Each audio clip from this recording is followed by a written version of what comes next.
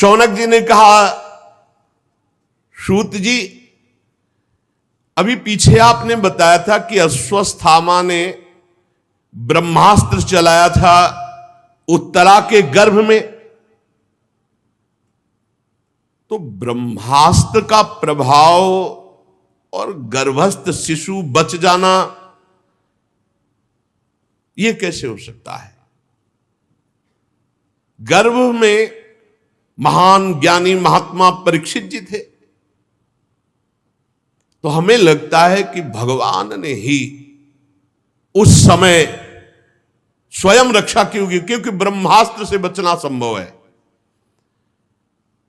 फिर दूसरी बात मेरे और प्रश्न बन रहा है कि परीक्षित जैसे धर्मात्मा से कोई अपराध बन जाना, उनके लिए शाप होना, श्री सुखदेव जी का ज्ञानोपदेश करना, हम पूरा प्रसंग सुनना चाहते हैं।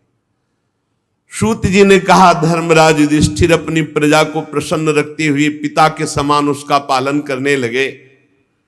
वो भोगों से निष्प्रिय होकर निरंतर भगवद स्मरण परायण होते हुए राज्य पालन करते, अतुल संपत्ति, बड़े बड़े यज्ञ करके भगवान की आराधना करते। जम्बूद्वीप के स्वामी, स्वर्ग तक उनका यश, क्या कमी थी महाराज युधिष्ठिर के पास? देवता लालायित होते ऐसे भोग थे।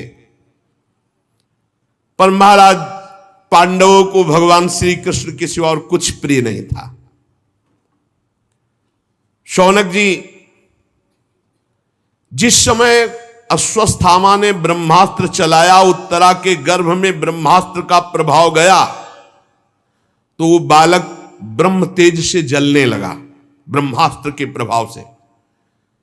पर उस समय उस बालक ने देखा कि श्याम वर्ण एक तेजस्वी ज्योतिर्मय पुरुष आसपास उसके ऐसे घूम रहा है, और ब्रह्म तेज बाहर आसपास।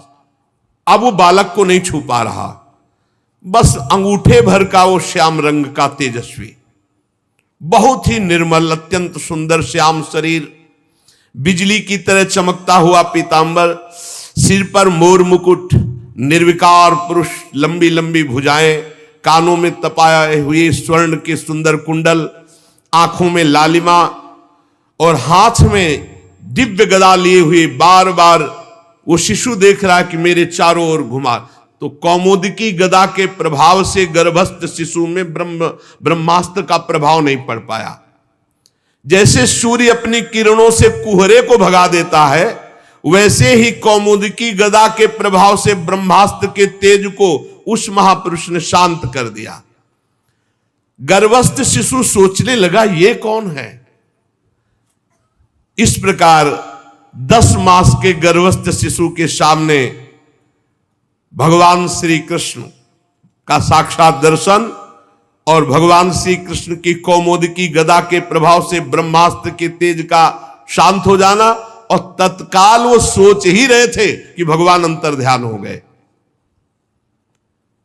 जे भी भगवान अंतर्ध्यान हुए, ते ही समस्त सद्गुणों को विकसित करने वाले शुभ समय में पांडु के वंशधर बालक का जन्म हुआ।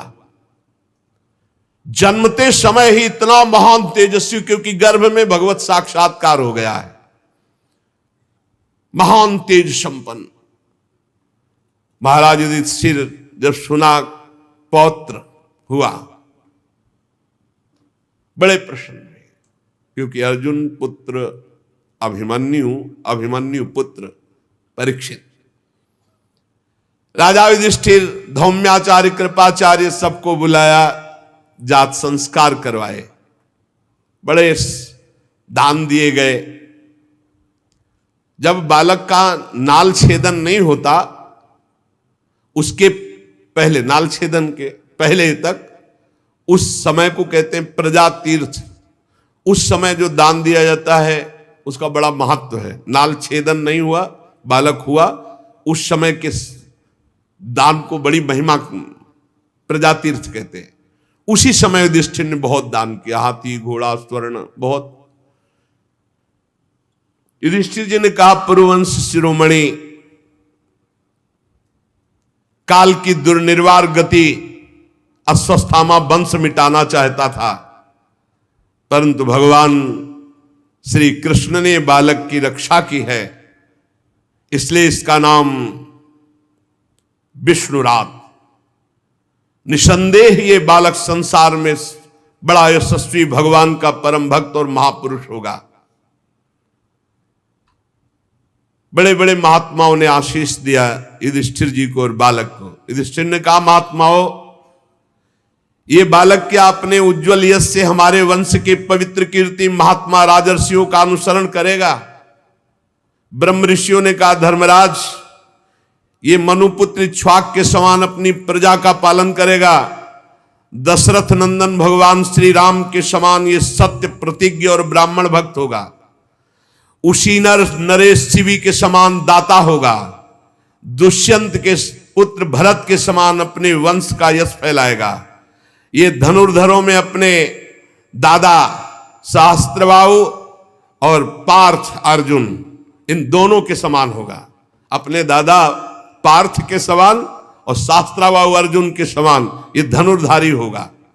महाराज, ये रंतिदेव के समान उदार होगा। ये धैर्य में बलि के समान होगा। ये भगवत भक्ति में प्रहलाद के समान होगा। मर्यादा उल्लंघन करने वालों को ये भारी दंड देने वाला होगा। पृथ्वी माता और धर्म की रक्षा के लिए कलयुग का भी दमन करेगा। पर महाराज, एक संयोग बन रहा है।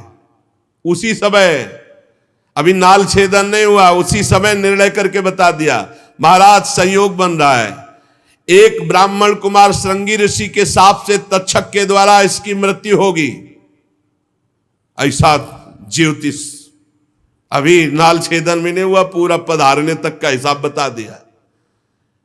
और उस समय ये सब आसक्ति छोड़कर भगवान के चरणों की शरण लेगा। व्यासनंदन श्री सुखदेव जी यहां पधारेंगे इसके पास और इसको श्रीमद् भागवत का स्वरूप बोध कराएंगे और गंगा तट पर इस शरीर को त्याग कर अभय पद की प्राप्ति करेगा। पूरा ज्योतिष शास्त्र के विशेषज्ञ ब्राह्मण राजा युधिष्ठिर को इस प्रकार बालक के जन्म लग्न का फल बताकर भेंट पूजा लेकर अपने अपने घर चले गए। वही ये बालक संसार में परीक्षित के नाम से प्रसिद्ध हुआ, क्योंकि ये समर्थ बालक गर्भ में जिस पुरुष का दर्शन पा चुका था उसी को खोज रहा था। कहां है वो जो गर्भ में दिखाई दिया? सबकी परीक्षा कर रहा था, कहां है वो, कौन है जो मुझे गर्भ में दिखाई दिया इनमें से। जैसे शुक्ल पक्ष में दिन प्रतिदिन चंद्रमा अपनी कलाओं से पूर्ण होता बढ़ता है, वैसे राजकुमार परीक्षित गुरुजनों के लालन पालन से क्रमशः दिन बढ़ते हुए सयाने हुए।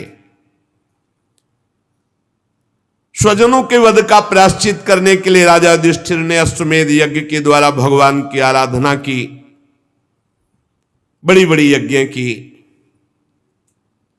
युधिष्ठिर सबको निमंत्रण देते, खूब खवाते पियाते, ऋषि मुनियों की सेवा करते। भगवान श्री कृष्ण भी कभी कभी आ जाया करते और इनको सुख पहुंचाते।